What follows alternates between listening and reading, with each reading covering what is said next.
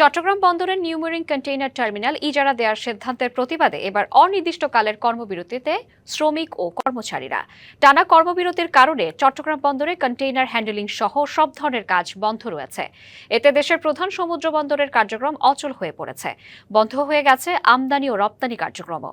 সংযুক্ত আরব আমিরাত সহ প্রতিষ্ঠান ডিপি ওয়ার্ল্ডকে নিউ মেরিন কন্টেইনার টার্মিনাল ইজারা দেওয়ার সিদ্ধান্ত বাতিলের দাবিতে শনিবার থেকে শ্রমিক ও কর্মচারীরা প্রতিদিন ৮ ঘণ্টার কর্মবিরতি পালন করছিল। মঙ্গলবার সকাল থেকে তারা ২৪ ঘণ্টার পূর্ণ কর্মবিরতিতে চলে যান। ইজারা দেওয়ার সিদ্ধান্ত বাতিল না করা পর্যন্ত অনির্দিষ্টকালের জন্য কর্মবিরতি পালনের ঘোষণা দেন কর্মচারীরা কি বলছেন এবং সেখানকার সার্বিক পরিস্থিতি সম্পর্কে জানাবেন। এই মুহূর্তে চট্টগ্রাম বন্দরের বহির্নোঙরে প্রায় ৯০টির অধিক জাহাজ রয়েছে, যেগুলো পণ্য খালাসের অপেক্ষায় রয়েছে। কিন্তু গত কয়েকদিন ধরে বন্দরে কিন্তু কাজকর্ম বন্ধ থাকার ফলে এসব জাহাজ থেকে কিন্তু কোনোভাবেই পণ্য খালাস করা যাচ্ছে না। এক ধরনের স্থবিরতা দেখা দিয়েছে। আমি রয়েছে এই মুহূর্তে ৪ নম্বর গেট, আপনারা দেখছেন এখানে কিন্তু কোনো যানবাহন নেই। অন্যান্য সময় কিন্তু এখানে অনেক পরিবহন থাকে। মূলত গত ৫ দিন ধরে চলছে কর্মসূচি এবং গত ৩ দিন চলেছে ৮ ঘন্টা করে, এবং গতকাল এবং আজকে চলছে প্রায় ২৪ ঘন্টা। অর্থাৎ চট্টগ্রাম বন্দরে এই মুহূর্তে সকল ধরনের পণ্য খালাস বন্ধ রয়েছে।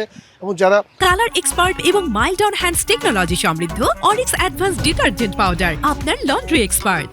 বন্দর যারা ব্যবহারকারী বা যারা আমদানি রপ্তানি করে তারা যদি বলছেন এর প্রভাব পড়তে পারে আর কয়েকদিন পরে, অর্থাৎ কয়েকদিন পরেই আমাদের পবিত্র রমজান মাস, ভোগ্য পণ্যের যদি যে বাজার সেখানে একটি সংকট সৃষ্টি হতে পারে।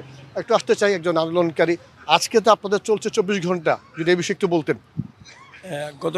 গতকালকের নয় আজকেও আমাদের ২৪ ঘন্টার কর্মসূচি চলছে।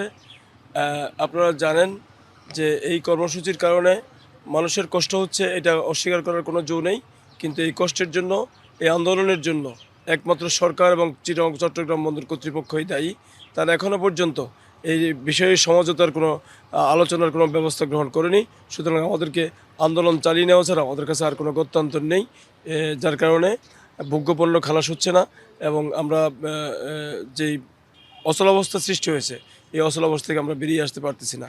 এটার জন্য সরকার এবং কর্তৃপক্ষকে আমরা দায়ী করছি। আপনাকে ধন্যবাদ। এবং একই সাথে বলতে চাই যে একটু আমি যেটি বলছিলাম যে এই যে আর কয়েকদিন পরে আপনার পবিত্র রমজান মাস, এবং এখান থেকে যদি পণ্য খালাস না হয় সেটির প্রভাব কিন্তু ভোগ্য পণ্যের বাজারে পড়ার একটা আশঙ্কা রয়েছে। এবং তো এই ছিল আমার কাছে চট্টগ্রাম থেকে খবরাখবর। মাসুদুল, আপনাকে ধন্যবাদ।